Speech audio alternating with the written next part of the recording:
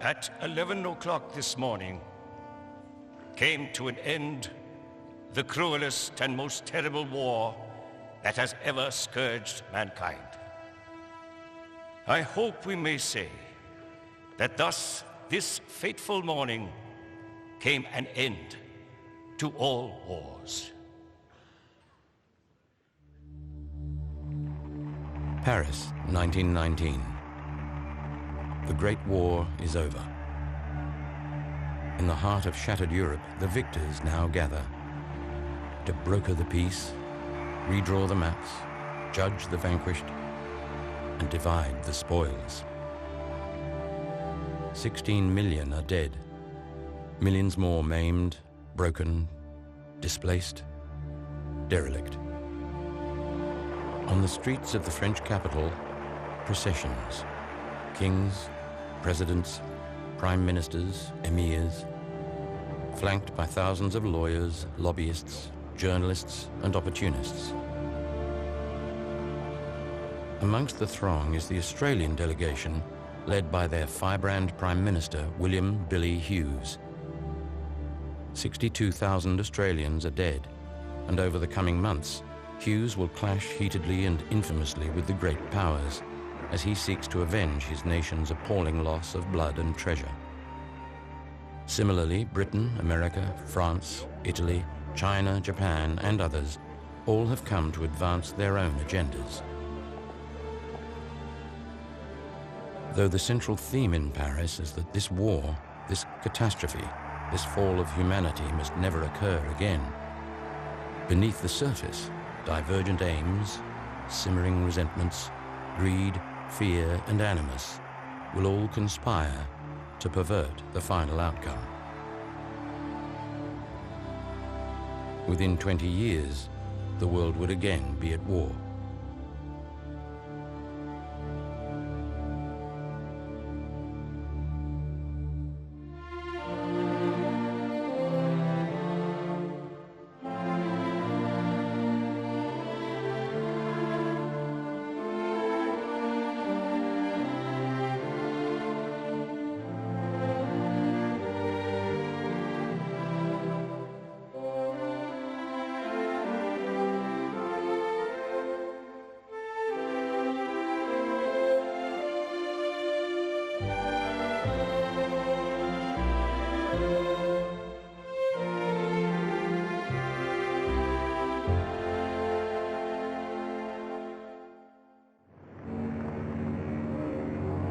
November 1918, and the once mighty German high seas fleet, now faded, ramshackle, and mutinous, makes its painful way across the North Sea for internment by the Allies at the Scottish anchorage of Scapa Flow.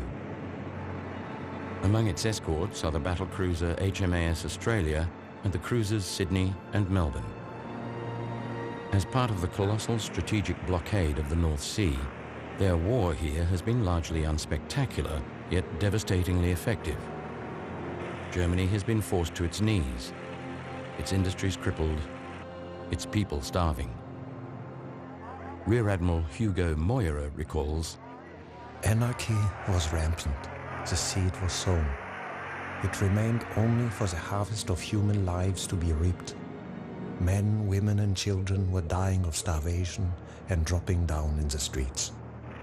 Germany was destroyed utterly."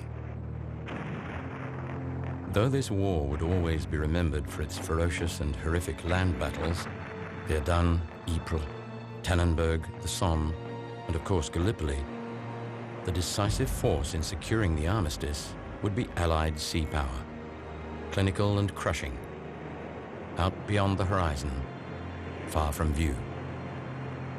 I think one of the difficulties for the Navy in 1918 is that its great successes are not well known. They happen out of sight and for many people out of mind. They know well the Army stories. The Navy, though, quietly got about its work. It achieved great success, and in many ways it remained the silent service, although there was much success to speak of. A non-existent naval force had come together with great speed, ships of different sizes and capabilities, men, machines, training, political will, money. It was a testimony, I think, to the ingenuity and the creativity of Australians that they could put such ships and such men into naval combat with such success. In Australia itself, the mood is sombre but not wretched. Despite her horrendous losses, the Gothic unreality of the trenches and the derangement of an entire generation, the crucible of total war has forged a new and tempered national consciousness, a unique and lasting identity. To her citizens, no longer was their land simply a far-flung British dominion. She was evolving into a nation of her own, with her own ideas as to governance, law, social structure, and ultimately, defence. It's a radically different place, and what many people forget is that that war, because it was so catastrophic, in effect wiping out whole generations of young men. It led to social revolutions. It led to people rethinking the class structure and in relation to authority, and people became far more challenging and questioning of authority in a way that they had never been.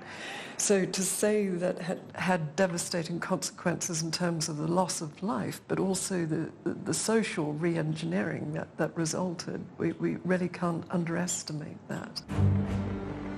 The RAN was by no means immune to the shifting moods of the time, a fact strikingly evidenced by events that would become known as the HMAS Australia Mutiny of 1919. The forenoon of Wednesday, 28th of May, would see the battlecruiser and flagship steam wearily into Fremantle Harbour, aftermath to an epic war cruise spanning more than 4 years and 60,000 miles. Ominously, her arrival home would be set against a backdrop of violent industrial unrest on the Fremantle waterfront. Out in the harbour, the discord would only add to existing tensions. For her sailors, the dreadnought had come to symbolise tedium, exhaustion, poor food, frequent illness, and harsh discipline. Restrictions on leave and ongoing pay disputes simply fanned a smouldering acrimony within the lower deck. Ashore, though delighted with their reception, many were nonetheless incensed that after 4 years away, only 3 days had been allocated to shore leave.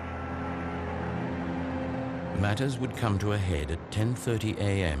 on the scheduled day of departure, Sunday, June 1st, when more than 80 ratings assembled on the quarterdeck, requesting that sailing be delayed by a day. Australia's captain, Claude Cumberledge, RN, a 41-year-old career officer on loan from London, was outraged. Choosing to address the men directly, he now adopted a strict, legalistic tone, reminding those assembled of the Articles of War before giving orders to disperse immediately and let go aft. Though the men slouched off, within minutes a group of masked sailors would visit the boiler rooms. Exactly what was said remains unknown. However, moments later, the captain was duly informed that his stokers had abandoned their compartments en masse. Unable to raise steam for departure, the stagnant ship was now officially in a state of mutiny. The hours that followed saw 32 ratings arrested, their alleged ringleader, 24-year-old able seaman Dalmorton Rudd. No ordinary sailor, Rudd had been awarded the Distinguished Service Medal in addition to being nominated for the Victoria Cross.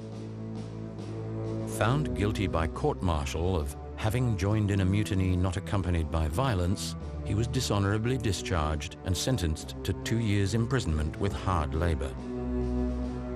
A public and political outcry followed, the general consensus being that the sentences were vicious, cruel, and without regard for Australian ideals and sentiment. The Naval Board disagreed, its opinion best summarised by Commander of the Australian Fleet, Commodore John Dumarek, RN. These sentences are well deserved and absolutely necessary, and I will not be a party to reducing them by 1 day. Some of these mutineers are very fortunate in not having capital charges brought against them and proved. Dumarek was right. The inescapable fact was that RAN sailors, though Australian citizens serving in Australian ships, were nonetheless subject to the British Naval Discipline Act of 1886. Thus, should the court have wished, Rudd could unequivocally have been sentenced to death by hanging. What followed was 4 months of intense national debate. In federal parliament, both parties argued strongly against the imposition of British disciplinary codes upon the RAN, and further echoed public concerns as to British officers exercising control over Australian sailors. It is hard to bring men down to what men have to stand in the Navy of the old land. It is hard to break the spirit of the Australian. But let him know he is in exactly the same position as the best of the vessel, though holding a humbler position in life. Let him know that one man is as good as another, and you will find that the Australian will be ever ready to take his place in the front fighting line, not only on land, but at sea. Such appeals to nationalist sentiment resonated strongly with the Australian public, and after months of wrangling, eventually Prime Minister Billy Hughes acted decisively, bypassing the Naval Board and securing agreement from London that the prisoners would be released by Christmas of 1919.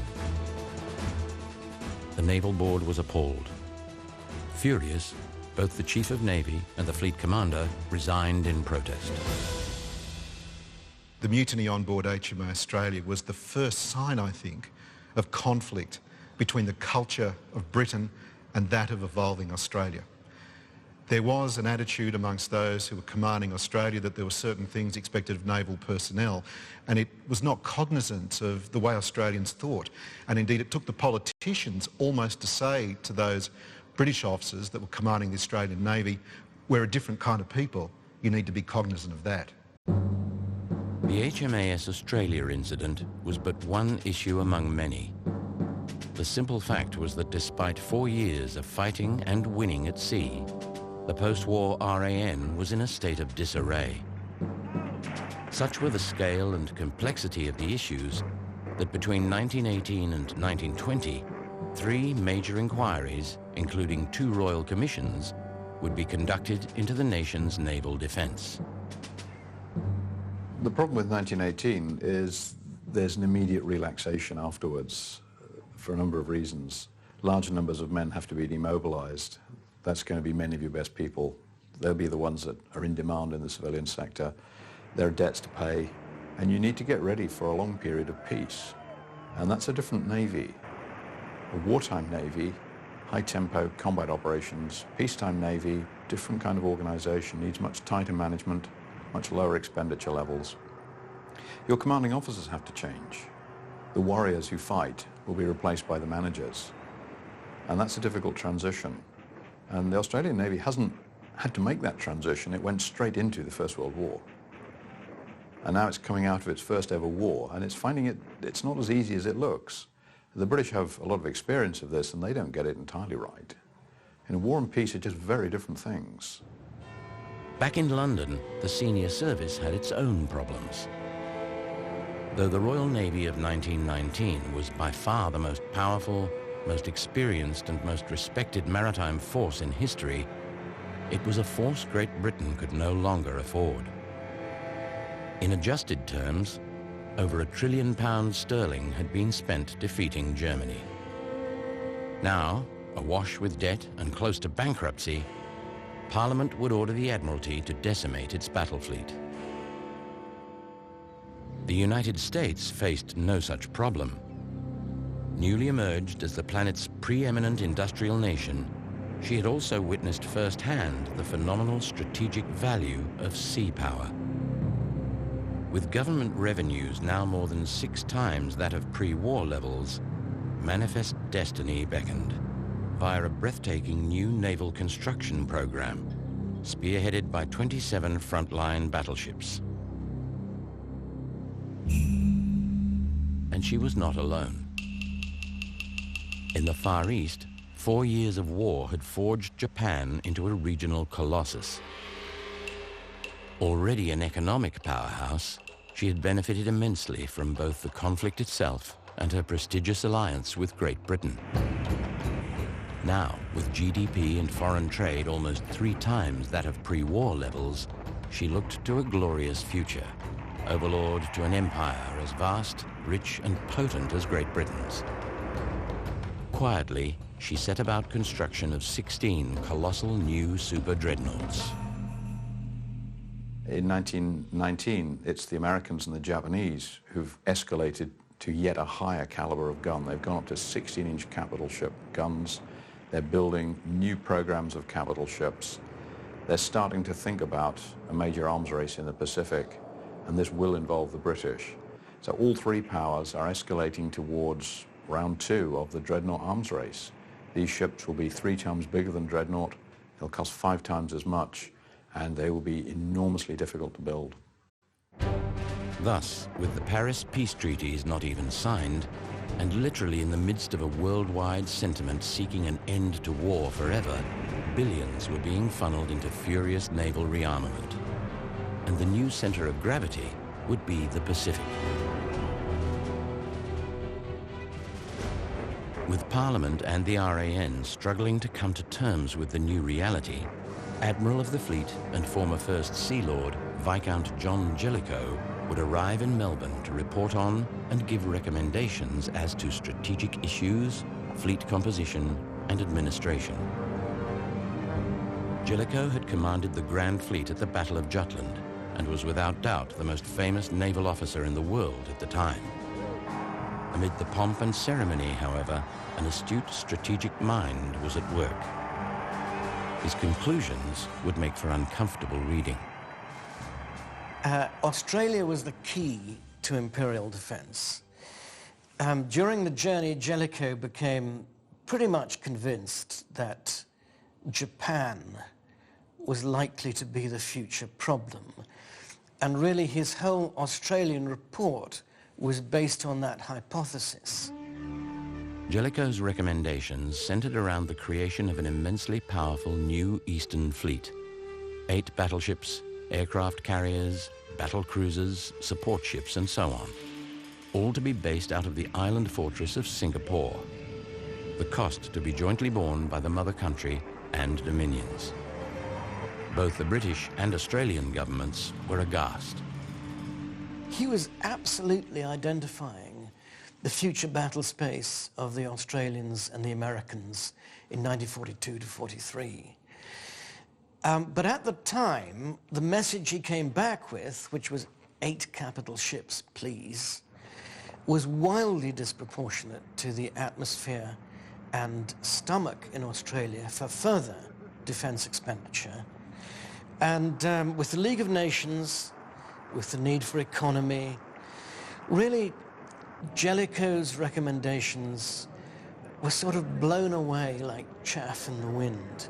And even while he was still doing his world tour, London and Melbourne were distancing themselves from his recommendation.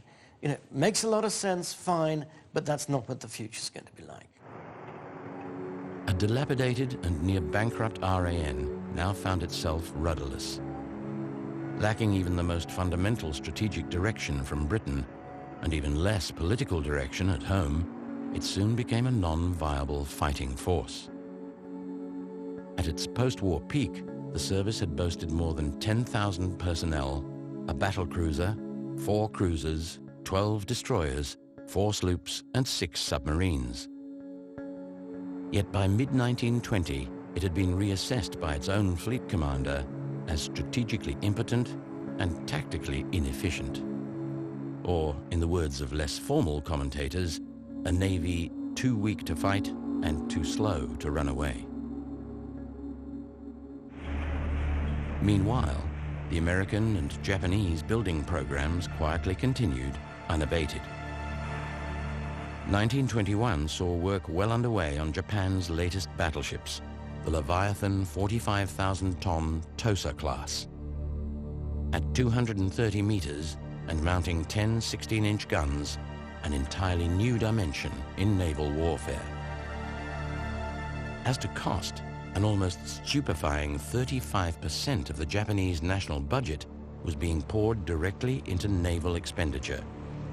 In contemporary terms, the equivalent of $108 billion US per month. Awash with treasure of her own, and determined to put to sea a fleet imperiously described by the president as incomparably the greatest navy in the world, America countered with its Tennessee and Colorado-class battleships, along with 6 43,000-ton high-speed battle cruisers, 41 cruisers, 108 destroyers, and 175 submarines. A worried and weakened Britain was now forced to contemplate an arms race she could not realistically afford. Despite the 1920 commissioning of the magnificent HMS Hood, a massively armed 47,000-ton battlecruiser, in reality, the ship was an obsolete design. Reluctantly, plans were drawn up for a new generation of British capital ships. Designated N3, they would be the first platforms ever to mount 18-inch guns and come with a crippling price tag of £180 million sterling. At America's behest, sanity would prevail, and in 1921, newly elected President Warren Harding, who had campaigned strongly on a platform of naval disarmament, convened the Washington Arms Limitation Conference. Arguing against a world dominated by military autocracy and false economics that would lead humanity to utter chaos, the 9 major naval nations were called to Washington. The result was a diplomatic and public relations triumph, all parties agreeing to an immediate freeze on capital shipbuilding, plus mutually agreed limits on tonnage, armaments, and a host of intricate factors that would make the world's navies far smaller, far less expensive, and far less threatening to the human condition. In theory, anyway. As world navies now scrapped down to the newly agreed limits, the Australian delegation returned home cautiously optimistic. On one hand, the 5-power treaty limited Japan to 60% of capital ship tonnage of the US and Britain. The rationale being that the IJN was a regional one-ocean navy, as opposed to the USN with its 2-ocean commitments, and of course the Royal Navy, whose fleet maintained a global empire. On the other was America's insistence that the Anglo-Japanese alliance be abolished. The Americans want an end to it because they don't want the Japanese and the British to be able to gang up on them in the Pacific. So if the British give up the Anglo-Japanese alliance, then what you have is a pure balance of power out there between primarily the Japanese, the Americans, and the British. And for the Australians, that means, though, however, that you run the risk now of having an antagonistic Japan that isn't formally a part of anything to do with Britain anymore. And as the isolated outpost, now what do you do out there? Answers were neither obvious nor forthcoming. The harsh reality was that the post-war distribution of Germany's Pacific territories had made Japan and Australia virtually neighbors, and Washington Treaty notwithstanding, Japan was now a free agent with a still immense navy and unsatiated appetites. The question that is worrying people isn't so much the Navy itself and the hulls and the carriers, no, but it's this question of what kind of power are they? Are they moderate, well-meaning members of the international community, or are they going to turn out to be more aggressive, individualistic, using military power in this old-fashioned grab and slash and burn imperial system? Defense of the Far East would come down to a delusional compromise that would come to be known as the Singapore strategy. In essence, that a great naval base should indeed be built on the island fortress, though it would be a base without warships. In the event of Japanese belligerence in the Far East, the Royal Navy's formidable Mediterranean fleet would simply be dispatched to the south via Suez to address the problem as required. In the 3-month interim, the RAN's cruisers and submarines would take on a diversionary role against the IJN, while its light units would provide commerce protection in Australian waters. In the 1920s, the thought that Britain's naval power was so great and so mobile, and Japan's was so weak and so immobile as to think that nothing could happen for months in the Pacific until almost like the naval version of the cavalry arrived to defend everybody, is now almost laughable. No one is thinking clearly. no one is thinking realistically. The thought that, oh, everything would stop until the British arrived or Australia mobilised is now simply ridiculous. Nonetheless, the Singapore strategy became official policy without so much as a murmur of dissent from the Parliament or the people. The reality was, for everyday Australians, naval affairs and geopolitics were concepts fast disappearing from the national consciousness. Like the British, French, Americans and Canadians, for Australians the 1920s would come to symbolise optimism, exuberance and exhilaration. New technologies, urbanisation, cultural metamorphosis. Electricity, radio, cinema, dance halls, sports, fashion and music, onwards and upwards, and all buoyed along ceaselessly by spectacular and cascading economic growth. The Great War came to be seen as an aberration, an horrific aberration, but an aberration nonetheless. From this point on, there would be no more war, only wealth, progress and prosperity. Feeling itself protected by the newly formed League of Nations, the Five-Power Treaty, and the RN's sturdy, albeit distant, battle fleet, the Australian Parliament now decided that further budget cuts were in order, slashing an additional 31% from the 1924 naval expenditure estimates.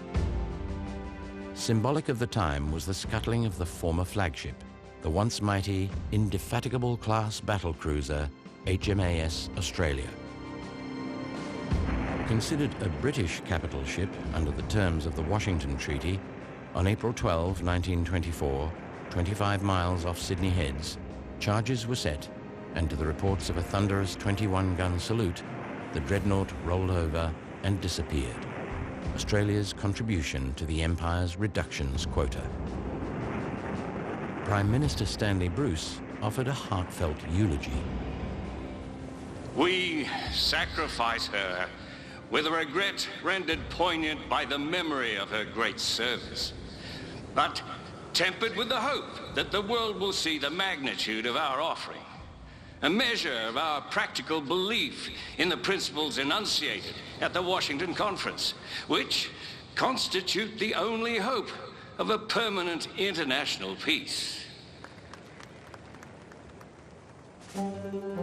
Shortly thereafter, further reductions saw several ships placed in reserve, and the remainder of the 6 J-class submarines paid off. No longer even a fleet, let alone a navy, the squadron, as it came to be known, was now reduced to 3 cruisers, 3 destroyers, and 1 sloop. One by one, shore establishments, infrastructure, and training depots were shut down. At the Royal Australian Naval College, intake was reduced to just 12 boys per year. As to sailors, they fared worst of all. Draconian discipline, overcrowded messes, poor food and primitive facilities were manifest. In fact, by 1923, conditions and prospects were so dire that the desertion rate among new entries reached a staggering 86%. On the strategic front, the much-vaunted Singapore strategy was already in jeopardy. Britain's newly elected Labour government simply cancelling all development and construction funding for the new port base. A shocked and dismayed Australian Parliament was stung into action, rapidly initiating a 5-year, £8 million naval acquisition programme. Priority 1, a pair of fast, long-range, state-of-the-art heavy cruisers, major warships that would become HMAS Australia and HMAS Canberra. Under the terms of the Washington Treaty, nations were permitted cruiser designs up to and including displacements of 10,000 tons and mounting a maximum 8-inch primary armament. Naturally, world navies responded with vessels built right to the absolute limits and bristling with 8-inch weaponry. Known as treaty cruisers, the new Australian ships would be among them. Designed specifically for trade route protection, range was an excellent 10,000 nautical miles, as was seakeeping, courtesy of a long 170-metre hull, flush-decked with high freeboard. As was the case with all cruisers of the day, speed was an absolute priority. Geared steam turbines on 4 shafts would deliver 80,000 horsepower, enabling a theoretical 32+ knots. As to be expected, armament was heavy.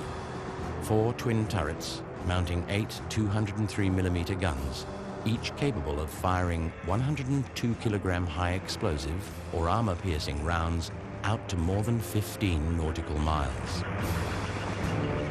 In addition, 4 4-inch quick-firing anti-aircraft guns, 4 40mm autocannons, 8 heavy machine guns, and 8 21-inch torpedo tubes. Full complement would be 848 officers and men. In addition to the cruisers, 2 O-class submarines, HMAS Oxley and HMAS Otway, were ordered, again from British shipyards. Designed specifically for high-endurance operations in the Pacific, the 1,500-ton boats boasted a range of more than 8,000 nautical miles. Able to dive 500 feet and armed with 8 21-inch torpedo tubes, the Odins would represent modern and highly formidable weapons. Meanwhile, at Cockatoo Island dockyard, construction began on a 5,000-ton seaplane carrier, destined to commission in 1929 as HMAS Albatross. Ordered as a concession to local shipyards, which had been denied contracts for the heavy cruisers, the carrier and its 9 Supermarine Seagull 3s would nonetheless provide useful exposure to the rapidly developing world of maritime air operations. A surge in the numbers and quality of recruits soon followed, all of whom would be sent to Westernport on the Mornington Peninsula in Victoria, where HMAS Cerberus had been commissioned in 1921 as the RAN's primary training establishment. As to be expected, discipline, physical fitness and seamanship featured heavily, and by 1927, Cerberus had more than 2,000 ratings under training, with that number growing exponentially. Nonetheless, the task was immense. The new cruisers would incorporate the latest in British weapons and engineering systems, and training recruits to an appropriate level required time, money, expertise, and infrastructure. As such, new engineering, torpedo, and gunnery schools were quickly established, along with a rangefinder tower and a host of other catalysts to bringing the new capabilities online. In spite of all, by 1928, manning requirements for the new vessels remained such that loans and transfers from the Royal Navy were required, in numbers that would eventually comprise almost 10% of RAN personnel. Resulting frictions saw accusations that the British imports tended to be favoured over locals, particularly when it came to promotion. The Naval Board retorted that many Australians, when offered, had simply refused higher rank on account of a fundamental objection to bossing their mates. As in the case of the HMAS Australia mutiny almost a decade before, the cultures of the emerging RAN and its British parent sat together at times uncomfortably in service of the greater good. It would be another decade before such differences were laid to rest once and for all. Meanwhile, quietly going about their work off the northwest coast were the hydrographic survey vessels HMAS Geranium and HMAS Moresby. As a continent with a coastline of more than 30,000 nautical miles, and one which had been discovered in relative terms only recently, Australia represented a vast new frontier. Surveying and charting its waters was an imperative and ongoing task. The nation's pioneers, names like Cook, Flinders, Bligh and King, were all hydrographers, dedicated to science, exploration, and the safety of life at sea. And it was from this tradition that the RAN's hydrographic branch was formed in 1920. Geranium and Moresby were Arabis and Racehorse-class sloops, respectively, elegant vessels of 1,700 tons and well-suited to task. By 1928, navigational charts had been published for Broome, Port Darwin, Western Port, Port Stephens and the Gulf of Carpentaria, among others. Also, the following year would see commencement of the branch's modern association with Antarctica, Lieutenant Carl Oom serving as hydrographer to Sir Douglas Mawson during the British, Australian and New Zealand research expedition of 1929. Such pioneering work and the skills and capabilities it developed would soon prove to be beyond price. For by 1942, accurate and reliable charts of the Southwest Pacific would become far more valuable than even the greatest of battleships.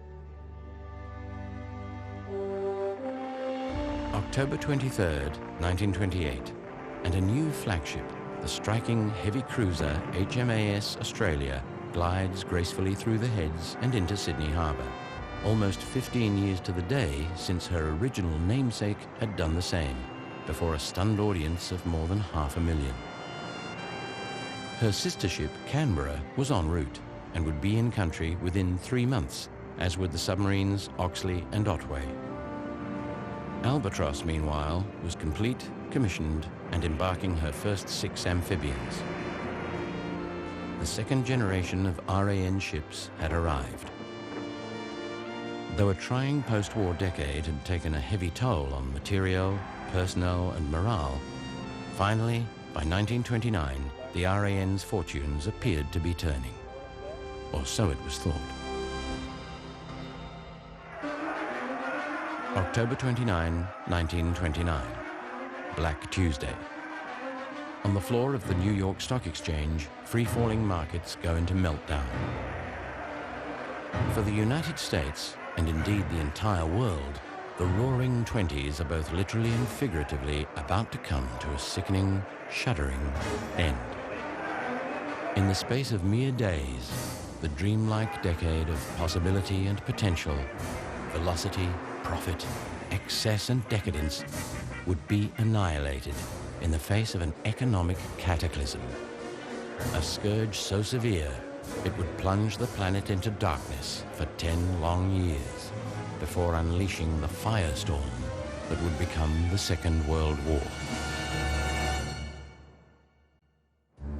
The Great Depression brought Australia to its knees.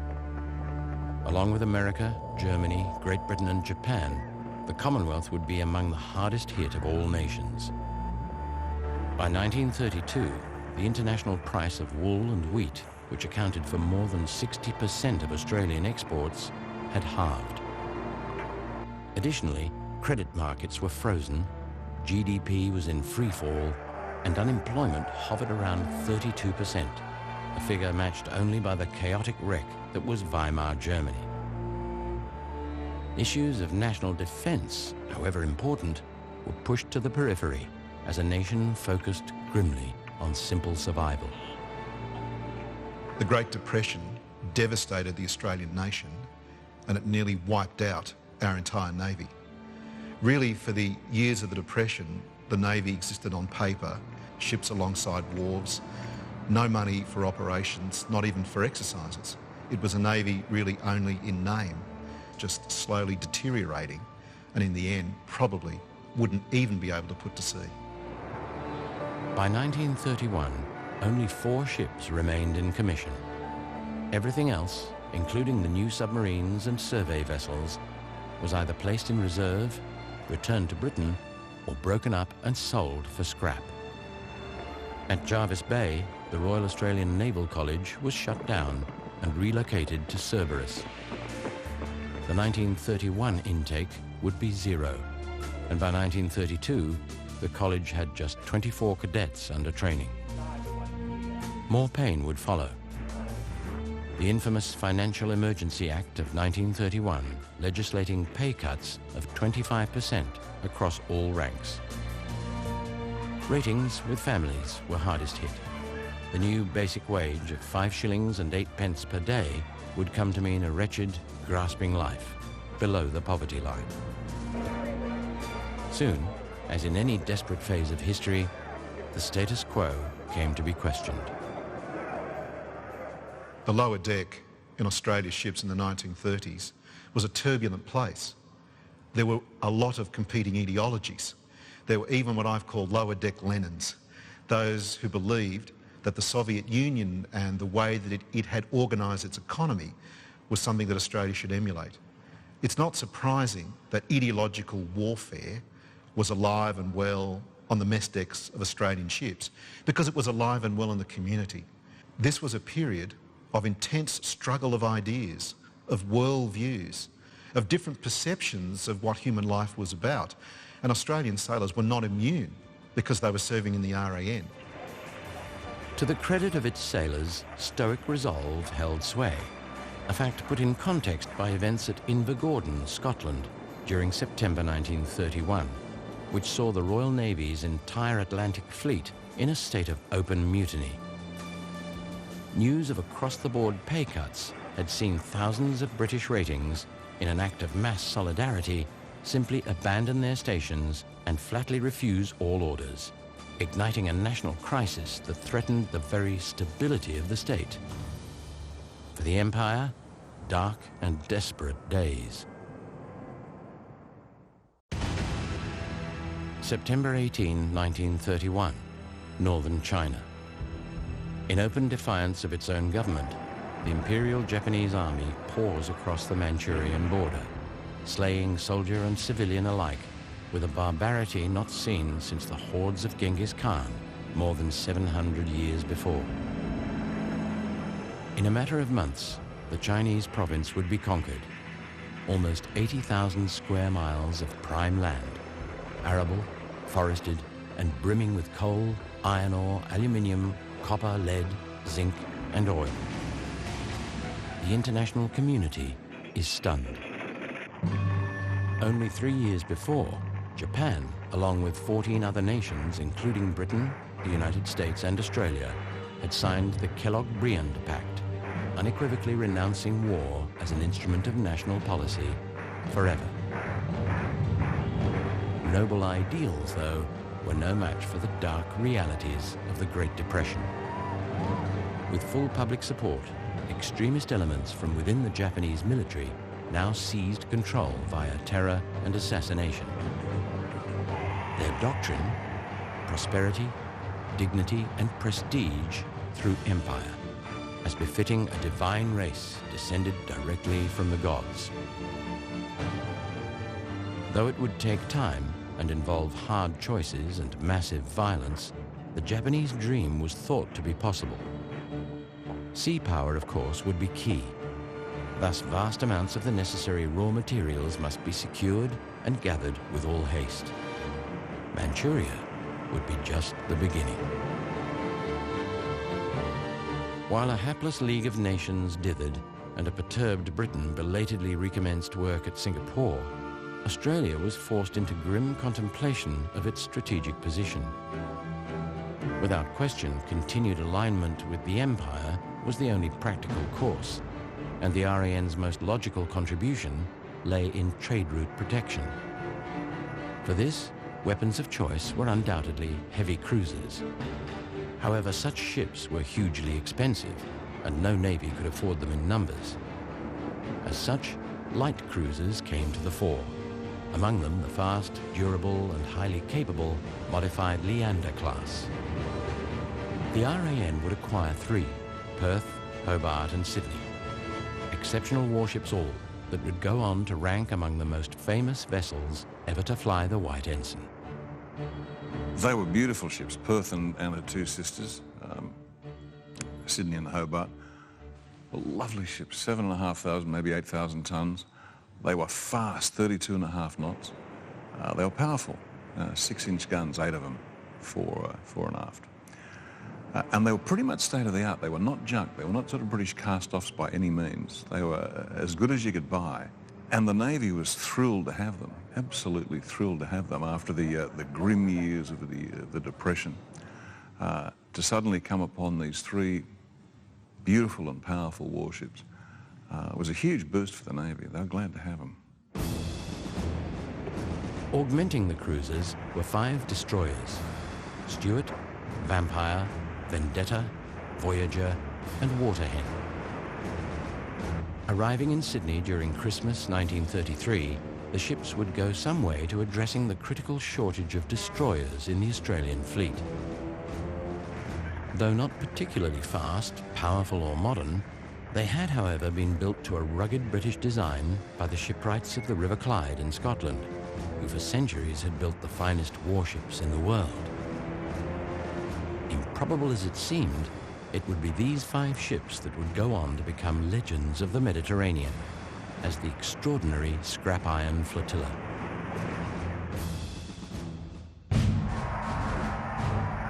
In Europe, meanwhile, by the mid-1930s, the dire nexus of economic crisis and political extremism saw both Germany and Italy mutate into totalitarian states.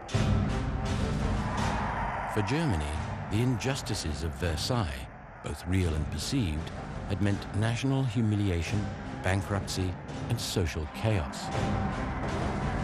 Out of the ashes, the National Socialists, like the militarists in Tokyo and the Fascists in Rome, offered a ravaged and desperate society a way out.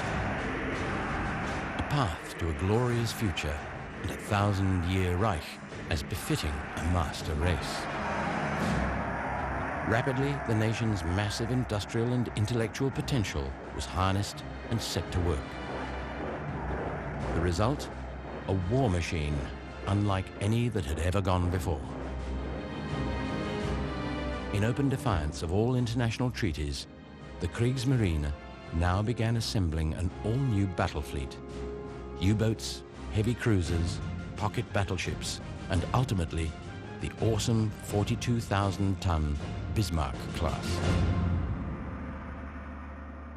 In response, France and Italy followed suit, each racing to complete a succession of monstrous capital ships that resigned the now quaint Washington Treaty to the scrap heap of history. America and Japan, already eyeing each other in the Pacific, also joined the fray, notably adding massive long-range aircraft carriers to their existing lines of battle.